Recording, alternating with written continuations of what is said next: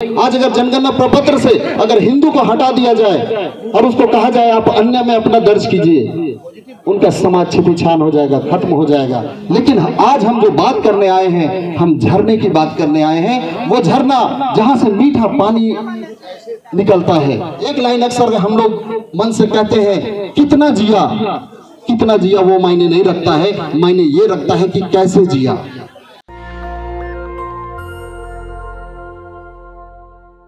आज देश की राजधानी दिल्ली में हम अपने अस्तित्व, अपने पहचान की मांग के लिए आज हम लोग यहाँ पर इकट्ठा हुए हैं। हम आदिवासी समाज, आदिवासी कहने से ही पता चलता है, जो आदि अनादि काल से इस देश और इस दुनिया में निवास करता है। आज हम इस भारत देश, जो कि एक लोकतांत्रिक देश है, जहां धर्म को मानने की आजादी कही जाती है, हमारा संविधान भी इस हक और अधिकार को हमें देता है। और आज जनगणना प्रपत्र में कहा जाए तो आज हिंदू, मुस्लिम, सिख, ईसाई, बौद्ध, जैन कई धर्मों की पहचान है। लेकिन हम आदिवासी जो इस देश के प्रथम नागरिक कहे जाते हैं, आज तक हमें धार्मिक पहचान नहीं दी गई। तो आज अगर हमें धार्मिक पहचान नहीं दी जाती है तो निश्चित रूप से हमारा अस्तित्व खतरे में पड़ता है, क्योंकि हम आदिवासी हैं। तो हम देखा जाए तो अगर ये आदिवासी, ये हमारे शरीर की तरह है, और उस शरीर का आत्मा जो है वो सरना धर्म है। इसी सरना धर्म के अंतर्गत हमारे पुरखों का जो सोच है, जो विचार है, जो प्रकृति के अनुरूप जो चलने का जो सोच है, वो इस सरना धर्म में निहित है। आज हमारे पुरखों की जो व्यवस्था है वो अपने आप में परिपूर्ण है। हमारा 12 महीना में 13 तरह का गीत है, अपना गीत है, अपना नृत्य है, अपना गाजा है, अपना बाजा है, अपना पहनावा, ओढ़ावा, परंपरा, संस्कृति, पाढ़ा व्यवस्था, मान की मुंडा, डोकलो सोहोर, पहनाई व्यवस्था, ये सारा कुछ हमारे पुरखों की व्यवस्था है। लेकिन आज सरना धर्म कोड नहीं मिलने की वजह से आज हमें धार्मिक रूप से, सामाजिक रूप से, पारंपरिक रूप से हमें नुकसान हो रहा है। आज हमारा पहने जमीन छीना जा रहा है। जब हम अपने पहने जमीन को बचाने के लिए जब हम प्रशासन के पास जाते हैं तो उन्हें पता ही नहीं रहता है ये पहने जमीन होता क्या है। आज हमारा जो पारंपरिक व्यवस्था है वो चरमरा गया है। ये आदिवासी समाज कस्टमरी लॉ से गाइड होता है, लेकिन जब हमारे ऊपर अत्याचार होता है या किसी तरह का नुकसान होता है, हम पुलिस प्रशासन या हम जाते हैं तो वहां से उन्हें हमारे हक अधिकार के बारे में किसी तरह की जानकारी नहीं होती है। तो ये सरना कोड हमारे लिए निहायत जरूरी है। ये सरना कोड बचेगा तभी हमारा करम, सरहुल, मागे, बाहा, जितना तरह का पर्व त्योहार, ये सारा कुछ बचेगा। अन्यथा आज हमारा धार्मिक पहचान नहीं होने की वजह से आज हमारे आदिवासी समाज के लोग आज धर्मांतरण कर रहे हैं। धर्मांतरण करने के बाद उसका समूल अस्तित्व ही नष्ट हो जा रहा है। आज अगर उदाहरण के रूप में अगर कोई आदिवासी समाज का लोग अगर वो ईसाई धर्म को अपनाता है तो वो सबसे पहले वो अपना धर्म चेंज करता है, उसके बाद अपना नाम चेंज करता है, उनका पूजा स्थल चेंज हो जाता है। अब वो सरना में, चाला अड्डा में या जाहिर थान में पूजा करने नहीं जाता, वो चर्च जाता है। उनका जो पुजारी है वो चेंज हो जाता है। अब वो नैगे या पहान से पूजा नहीं करवाते हैं, वो पादरी से पूजा कराते हैं। उनका जो मरने के बाद जहां हम जाते हैं, हमारा मसड़ा, वो चेंज हो जाता है, वो कब्रिस्तान हो जाता है। यहाँ तक कि धर्मांतरण के बाद हमारे महापुरुष भी चेंज हो जाते हैं। हमारे महापुरुष जो भगवान बिरसा मुंडा है, वीर बुद्धू भगत है, सिद्धू कानू है, तेलंगा खड़िया है, धर्मांतरण के बाद वो जेवियर, थॉमस, अन्ना, उर्सलैन हो जाते हैं। तो हमारा समूल ही नष्ट हो जाता है। तो इसलिए इस आदिवासी शरीर के अंदर, वो आदिवासी शरीर तब तक जिंदा है जब तक उस शरीर में सरना धर्म रूपी आत्मा निवास करता है। अगर वो आत्मा वहां से निकल जाए, वो आदिवासी जीते जी मर जाता है। अगर ये मेरा शरीर है, इस शरीर से अगर मेरा आत्मा निकल जाए तो हमको लोग कितना भी चाह ले, कितना भी प्यार कर ले, इस शरीर को कहीं रखा नहीं जाएगा, बल्कि इसे जला दिया जाएगा या दफना दिया जाएगा। अन्यथा यह शरीर बदबू मारने लगेगा। तो कहीं ना कहीं आज धर्म के साथ, हमारे आदिवासी समाज के साथ इसी तरह का खिलवाड़ हो रहा है कि इस आदिवासी समाज में आज कोई इस तरह का आत्मा घुस जा रहा है, कोई इधर से आत्मा घुस जा रहा है। इस तरह की बात हो रही है, जिसके कारण आज हमारा जो मूल जो व्यवस्था है, हमारे पुरखों की व्यवस्था है, वो छिन भिन हो रही है। तो ये आज सरना धर्म कोड की जो मांग है, सिर्फ हमारे लिए नहीं, पूरे दुनिया के लिए हम इस सरना कोड की मांग कर रहे हैं। क्योंकि सरना धर्मावलंबी जो किसी व्यक्ति को भगवान नहीं मानते हैं, ये सरना धर्मावलंबी जो किसी व्यक्ति द्वारा बनाए गए इमारत को पूजा स्थल नहीं मानते हैं, ये सरना धर्मावलंबी किसी व्यक्ति द्वारा लिखे गए किसी पुस्तक को ग्रंथ के रूप में नहीं मानते हैं, बल्कि हमारे आदिवासी समाज, हमारे पुरखों की व्यवस्था है, वो इस साक्षात इस प्रकृति को जिसे सृष्टिकर्ता ने बनाया है, उसे ही आधार मानकर इस सरना धर्म के रूप में मानते हैं। पूरी दुनिया जानती है कि इस प्रकृति के बिना हम एक क्षण भी जीवित रहने की कल्पना नहीं कर सकते हैं। आज अगर कोई नेता मंत्री आए तो लोग कड़कती धूप में भी लंबे लंबे लाइन लगा लेते हैं, लेकिन अगर ये प्रकृति जो बिना मांगे हमें हवा देता है, अगर वो एक क्षण के लिए रुक जाए तो हम मर जाएंगे। दुनिया का कोई भी जीव जंतु, किसी भी जाति धर्म का लोग हो, किसी भी देश दुनिया के लोग हो, वो जीवित नहीं रह सकते हैं। लेकिन उस प्रकृति का हम आभार कब प्रकट करेंगे? आज लोगों का नजरिया चेंज हो गया है। आज कहीं ना कहीं वो भी कहते हैं हम भी प्रकृति को मानते हैं, लेकिन अगर नजरिया देखा जाए तो नजरिया में जमीन और आसमान का अंतर है। आज अगर हम इस पेड़ पौधे को देखते हैं तो हम सोचते हैं ये पेड़ पौधा हमें ऑक्सीजन देती है, ये पर्यावरण को शुद्ध रखता है, इससे हमारा जीना खाना होता है। लेकिन आज के तथाकथित सभ्य समाज इस प्रकृति को इस रूप में देखते हैं। अगर वो पेड़ को देखते हैं तो वो सोचते हैं कि इस पेड़ को काटेंगे और इसकी लकड़ी को अगर हम बेचेंगे तो लाखों रुपया कमाएंगे। जब हम नदी को देखते हैं आदिवासी समाज के लोग, तो हम सोचते हैं ये नदी का पानी जो छल छल बह रहा है, इससे हम सिंचाई करेंगे, खेती करेंगे, हमारे मवेशी पानी पिएंगे, हमारे लिए सुविधा होगी। लेकिन तथाकथित सभ्य समाज आज का पढ़ा लिखा, चाहे डॉक्टर इंजीनियर जो भी हो, आज वो उस नदी को इस रूप में देखता है कि यहाँ का बालू अगर हम बेचते हैं तो करोड़ों रुपये हम कमाएंगे और बड़ा आदमी बनेंगे। पहाड़ को देखता है तो वो सोचता है कि इस पहाड़ का पत्थर को अगर हम बेचेंगे तो यहाँ से करोड़ों कमाएंगे। और इस तरह से हम लोग पूरी दुनिया में देख रहे हैं कि जहां भी आदिवासी को नुकसान पहुंचाया जा रहा है, उसका मकसद इतना है कि हम प्रकृति को नुकसान पहुंचाकर उसे हम संपत्ति के रूप में देखें और वो पैसा कमाएं। और आज पहाड़ खत्म हो जा रहे हैं, नदी को नाला बना दिया जा रहा है, ये पेड़ पौधे खत्म हो जा रहे हैं। आप लोग कुछ दिनों से अभी दिल्ली में हैं, आप लोग महसूस कर रहे हैं। आप जब शाम में जब अपने रूम में पहुंचते हैं, जब आप फकार करते होंगे, जब आप रुमाल को अगर नाक में डालकर देखते होंगे तो वो काला हो जाता है।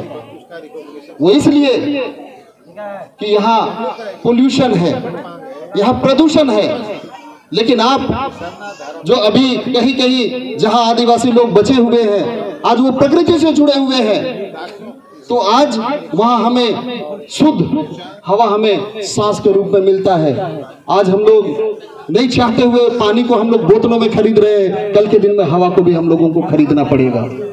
तो आज मुख्य धारा में जुड़ने की बात आदिवासियों को कही जाती है, लेकिन दुनिया के लोगों को समझना होगा कि मुख्य धारा जो आज के तथाकथित सभ्य समाज, वो मुख्य धारा नहीं है, बल्कि आज जो आदिवासी समाज है वो मुख्य धारा है, जिससे लोग भटक गए हैं। और वो जो आज के समय में जो धुआं छोड़ते हैं, जिसे वो विकास बोलते हैं, कहीं ना कहीं वो अंधविकास है। आज विकास और अंधविकास, विकास और अंधविकास में उतना ही अंतर है जिस तरह से विश्वास और अंधविश्वास में अंतर है। ये विकास के नाम पे आज पूरी दुनिया को तबाह कर दिया जा रहा है। तो आज हमें इस चीज को जानने की जरूरत है। तो हम इस प्रकृति को मानते हैं। ये कोरोना काल हम लोगों को लगातार इस चीज का एहसास दिलाया कि आज कोई गाड़ी की वजह, कोरोना काल में किसी को गाड़ी की जरूरत नहीं थी, नए नए कपड़ों की जरूरत नहीं थी, इमारत की जरूरत नहीं थी, बल्कि शुद्ध हवा की जरूरत हो रही थी। तो आज आदिवासी बचेगा तभी ये प्रकृति बचेगा, और ये प्रकृति बचेगा तभी ये दुनिया बच पाएगा। इसलिए आदिवासी का बचना जरूरी है।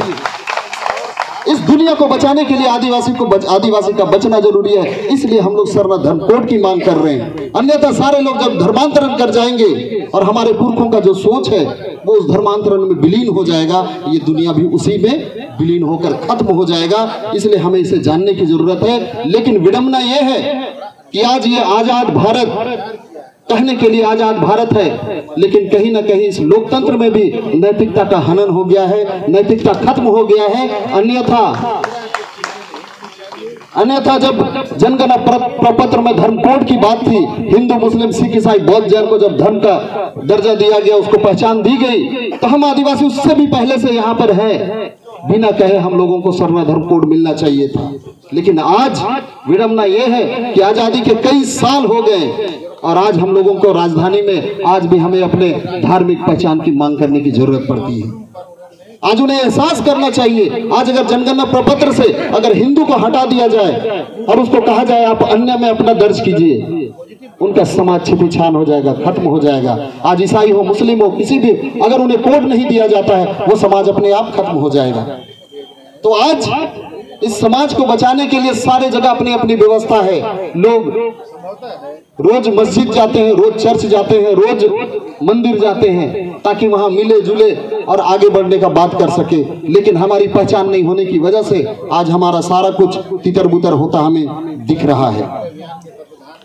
तो आज बहुत सारे लोग, आज जब हम लोग सरना धर्म कोड की बात कर रहे हैं, तो आज हमें भटकाने के लिए बहुत सारे लोग आते हैं और बोलते हैं कि नहीं सरना धर्म कोड नहीं, बल्कि कोई ट्राइबल कोड मांगता है, कोई आदिवासी कोड मांगता है।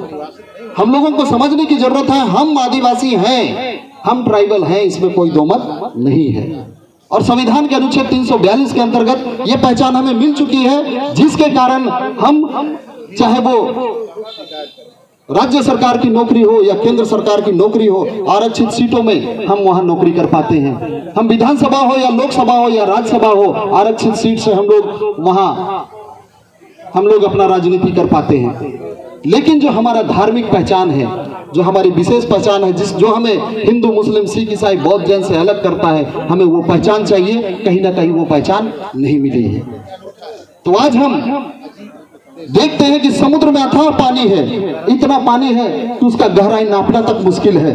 लेकिन आज हम जो बात करने आए हैं, हम झरने की बात करने आए हैं। वो झरना जहां से मीठा पानी निकलता है। आज समुद्र में जितना भी पानी हो, उस समुद्र का पानी को पीकर कोई अपना प्यास नहीं बुझा सकता है। उस समुद्र का पानी में नहाकर कोई अपने आप को तरोताजा नहीं महसूस कर सकता है। प्यास बुझाने के लिए तो झरना का पानी ही चाहिए। अगर ये झरना खत्म हो जाता है तो झरना के साथ साथ उस समुद्र में भी प्रश्न चिन्ह लग जाएगा, क्योंकि आज अगर उस समुद्र का भी अस्तित्व है तो कहीं ना कहीं वो भी उस झरने से जुड़ा हुआ है। तो आज हम लोग सरना धर्म की बात कर रहे हैं जो एक झरने की तरह है। आज अगर इस सरना धर्म पे खतरा है तो कहीं ना कहीं अन्य धर्मों में भी खतरा है, पूरी दुनिया में खतरा है। क्योंकि हम लोग इसको जानते हैं कि एक समय था जब ना हिंदू था, ना मुस्लिम था, ना सिख, ना ईसाई, ना बौद्ध, ना जैन, कुछ भी नहीं था। उस समय इतना भ्रष्टाचार नहीं था, लोग झूठ नहीं बोलते थे, किसी पर अत्याचार नहीं करते थे। एक तरह से कहा जाए तो वो सतयुग था। आज कदम कदम में मंदिर है, मस्जिद है, गिरजा है, गुरुद्वारा है, कुरान, बाइबल, हदीस है। कई प्रवर्तक इस दुनिया में आए, लेकिन इस युग को उस हिसाब से महाधर्मयुग होना चाहिए था, महासतयुग होना चाहिए था। लेकिन ये कौन सा युग है? ये कलयुग है। ये अब तो भटयुग हो गया है। कारण क्या है? कारण क्या है? लेकिन कारण जानने से पहले हम लोग एक चीज और देखना चाहेंगे कि आज इस कलयुग और इस भटयुग में भी अगर दुनिया के किसी भी जाति धर्म या किसी भी देश के लोगों से पूछ दिया जाए कि इस कलयुग और भटयुग में भी आज भी सबसे सच्चे, सबसे अच्छे और सबसे ईमानदार कौन लोग हैं, तो किसका नाम आता है? हम आदिवासियों का, हम प्रकृति प्रेमी आदिवासियों का। क्योंकि हम इस प्रकृति से सीखते हैं। ये प्रकृति किसी से छल नहीं करता है। अगर हम इस पेड़ में अगर पत्थर भी मारे तो उसके बदले वो हमें पत्थर नहीं मारता है, बल्कि मीठा मीठा फल देता है। हम इस पेड़ से सीखते हैं। इसलिए आज हम पर जितना भी अत्याचार हो जाए उसके बाद भी हम किसी पर अत्याचार नहीं करते, बल्कि उसका भला ही करते हैं। आज आदिवासी समाज कभी किसी को नुकसान नहीं पहुंचाता है, लेकिन आज हमारे धर्म पर भी अतिक्रमण हो रहा है, हमारे जगह जमीन पर अतिक्रमण हो रहा है, हमारी बेटी बहू पर अतिक्रमण हो रहा है, हर जगह अतिक्रमण का हम शिकार हो रहे हैं। तो कहीं ना कहीं नैतिकता का पतन हुआ है, धर्म के नाम पर अधर्म का काम हो रहा है। आज धर्म के नाम पर कोई अपने आप को बड़ा बताना चाहता है, किसी को छोटा बताना चाहता है। धर्म के नाम पर कोई अपना संख्या बटोरने में लगा हुआ है। तो कहीं ना कहीं धर्म के नाम पर अधर्म का काम हो रहा है। धर्म का मतलब होता है सच्चाई, अच्छाई, ईमानदारी, नैतिकता, मानवता, जिम्मेवारी, कर्तव्य। आज कोई अपने आप को हिंदू कह दे, मुस्लिम कह दे, सिख कह दे, ईसाई कह दे, लेकिन अगर उसके अंदर नैतिकता नहीं है, मानवता नहीं है, ईमानदारी नहीं है, जिम्मेवारी नहीं है, क्या वो धर्मी हो पाएगा? नहीं हो पाएगा। तो धर्म की आत्मा है सच्चाई, अच्छाई, ईमानदारी, नैतिकता, मानवता। हिंदू, मुस्लिम, सिख, ईसाई, बौद्ध, जैन बोलने से कोई धर्मी नहीं होता है, बल्कि धर्म का आत्मा का जीवित रहना जरूरी है। और आज हम उस प्रकृति को, अपने पुरखों की चीजों को मानते आए हैं। वो युग भी सतयुग था, हम सच्चे थे, अच्छे थे, ईमानदार थे, उसी चीज को आज तक हम लोग मानते आए हैं। और आज भी हम लोग आज के चकाचौंध में नहीं भटके हैं, जिसके कारण आज भी हम लोग सच्चे हैं, अच्छे हैं और ईमानदार हैं। आज भी हम लोग इसी पेड़ के नीचे और पहाड़ और टोंगरी में पूजा किया करते हैं। हम उस प्रकृति को मानते हैं, इसलिए हम इस प्रकृति से सीखते हैं। पानी से हम सीखते हैं कि पानी किसी का प्यास बुझाता है, किसी का मैल साफ करता है, किसी को सींचता है तो उसे बड़ा होने में मदद करता है। हम आदिवासी सरना समाज के लोग भी आज हम पानी की तरह स्वच्छ है, किसी का काम आते हैं, किसी को बढ़ने में मदद करते हैं, किसी का टांग हम लोग नहीं खींचते हैं। तो आज हम इस धर्म को बचाने की बात कर रहे हैं, जिसका बचना इस दुनिया के बचने के लिए जरूरी है। तो आज हम उसके लिए हम सरना धर्म कोड की मांग कर रहे हैं। अगर ये बातें अगर दुनिया के लोगों को समझ में नहीं आती है, तो हम लोगों को समझ जाना होगा कि आज हम लोग दुनिया के लोगों को, जिसको हम लोग समझदार बोल रहे हैं, वो समझदार नहीं है, वो तथाकथित समझदार हैं। दुनिया के समझदार लोग आप हैं, जो कि आज तक इस प्रकृति को बचा कर रखे हैं और आज भी दुनिया के लिए सोचते हैं। आज आपके सोच की जरूरत है। इस दुनिया में अगर फिर से वो सच्चा युग अगर आएगा, लोगों में सच्चाई, अच्छाई और नैतिकता आएगी, तो वो आएगी तो सिर्फ और सिर्फ आपके बदौलत आएगी, इस सरना धर्म के बदौलत आएगी। तो आज हम लोग इस सरना धर्म की कोड की जो मांग कर रहे हैं, ये मांग हम सैद्धांतिक रूप से, लोकतांत्रिक तरीके से हम लोग मांग कर रहे हैं। अगर ये मांगे हमारी नहीं मानी गई, तो प्रकृति जब इससे अति हो जाता है, छेड़छाड़ इससे अति हो जाता है, तो ये प्रकृति भी विकराल रूप लेती है और प्रलय आता है। तो हम आदिवासियों के साथ अगर छेड़छाड़ होगा और हमें अगर धार्मिक पहचान नहीं दी जाएगी, तो हमारे समाज के अंदर भी वो उबाल आएगा और इस दुनिया में प्रलय आएगा।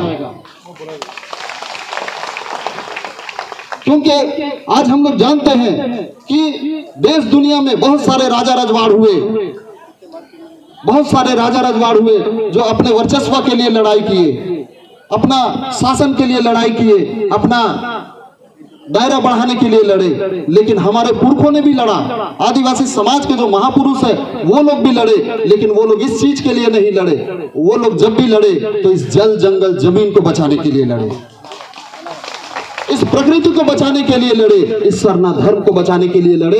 तो हम उसके वंशज हैं, हमारे शरीर में भी उनका खून बहता है। आज हमें इस सरना धर्म कोड के लिए लड़ना होगा, अड़ना होगा, क्योंकि इस दुनिया में कोई हमेशा के लिए नहीं आया है। आज आए हैं, इस दुनिया से जाना हमारा निश्चित है। कोई आगे जाएगा, कोई पीछे जाएगा, इस दुनिया में वही चीज रह जाएगा जो हम लोग काम करके जाएंगे। इसलिए हम लोग एक लाइन अक्सर हम लोग मन से कहते हैं, कितना जिया वो मायने नहीं रखता है, मायने ये रखता है कि कैसे जिया। भगवान बिरसा मुंडा इस दुनिया में मात्र 25 साल जिए, लेकिन उसके बाद भी वो कभी नहीं मरे। आज भी पूरे देश दुनिया में उनको याद किया जाता है। आज भी हम लोग इस धर्म को बचाने के लिए संघर्ष करेंगे। इस संघर्ष में हमारी जान तक चली जाए, लेकिन उसके बाद भी हम लोग युगों युगों तक जीवित रहेंगे। इसलिए हमें संघर्ष करना है, लड़ना है और इस प्रकृति को बचाना है, इस सरना धर्म को बचाना है, इस दुनिया को बचाना है। तो बहुत सारी बातें हैं और बहुत सारे लोग हैं और समय कम है, लेकिन हम लोग लगातार संघर्षरत रहे। आज देश के विभिन्न राज्यों से प्रतिनिधिगण आए हुए हैं। आप लगे रहें, अड़े रहें। निश्चित रूप से कल का दिन इस सरना धर्म के रूप सरना धर्म के माध्यम से पूरे दुनिया को जाना जाएगा, प्रकृति बचेगा और हमारे पुरखों का सोच बचेगा। तो इतना ही कहकर अपनी बातों को अंत करते हैं और एक जोरदार नारे के साथ अपनी बातों को अंत करते हैं। जय सरना, जय सरना, जय प्रकृति, जय प्रकृति। सरना कोड नहीं तो वोट नहीं, सरना कोड नहीं तो वोट नहीं। और इस बार हम लोगों को गांठ बांधने की जरूरत है कि ये भारत देश लोकतांत्रिक देश है। आज हमारे वोट को लोग चुनाव के समय आते हैं और खरीद कर ले जाते हैं। और कल के दिन में हमारी मांगों को, आज विडंबना है कि आज हम लोगों को यहाँ मांग करने की जरूरत पड़ी। आज क्या आप लोग वोट नहीं देते हैं? आज अगर अन्य का कॉलम में भी देखा जाए तो 50 लाख लोग अपना धर्म सरना लिखे हैं। अगर उसे 50-50 हजार से अगर विभाजित किया जाए तो एक विधायक को जीतने के लिए मोटा मोटी 50,000 वोट की जरूरत पड़ती है। आप लोग 50 लाख लोग सरना धर्म लिख चुके। आज हम लोगों को यहाँ आने की जरूरत पड़ी। अगर यहाँ हमारे केवल जनप्रतिनिधि आते तो हमारी मांग पूरी हो सकती थी, लेकिन आज वो लोग सोए हुए हैं। और आज भी हम लोगों को अपना घर का काम धाम सारा कुछ छोड़ के आज सरना कोड की मांग करने के लिए हम लोगों को यहाँ आना पड़ता है। तो इसके लिए हम लोगों को जानना है कि हम जो इस लोकतंत्र में जिसको हम लोग चुनते हैं, वो चुनने का हमारा आधार क्या है। वो हमारा प्रतिनिधि है, हमारी बातों को यहाँ रखने के लिए उनको चुना गया है, ना कि उसे वो पद दे दिया जाए जिसके कारण वो कमाए और इतना खाए कि उसका उल्टी तक हो जाए लेकिन दूसरों को ना दे। इसके लिए नहीं चुना गया है। तो हम उन्हें अपने प्रतिनिधि के रूप में चुनते हैं, तो उन्हें हमारा प्रतिनिधित्व करना है। और अगर नहीं होता है तो हमारा जो नारा है सरना कोड नहीं तो वोट नहीं, ये सिर्फ बोलने के लिए नहीं होगा, इसे अमली जामा पहनाने की जरूरत है, इसे अमल करने की जरूरत है। और इस बार कोई भी चुनाव हो, चाहे अभी छोटा चुनाव हो या 2024 की लोकसभा के चुनाव हो, हमारा एक ही नारा रहेगा और उस नारे पे हम लोग अमल करेंगे पूरे देश और देश के विभिन्न राज्यों के लोग कि सरना कोड नहीं तो, सरना कोड नहीं तो, सरना कोड नहीं तो। जिस दिन आप इतना कर दिए वो आपके घर सरना कोड ला कर दे देगा। तो इतना ही कहकर अपनी बातों को अंत करते हैं। सबों को जय सरना। नेशनल दस्तक की आपसे गुजारिश है कि अगर इसको बचाना चाहते हैं तो नेशनल दस्तक को सब्सक्राइब करने के लिए रेड कलर के सब्सक्राइब बटन को दबाएं, फिर बेल आइकन की घंटी दबाएं। नेशनल दस्तक को बचाने के लिए बहुत जरूरी है कि हर खबर को शेयर करें, लाइक करें, कमेंट जरूर करें।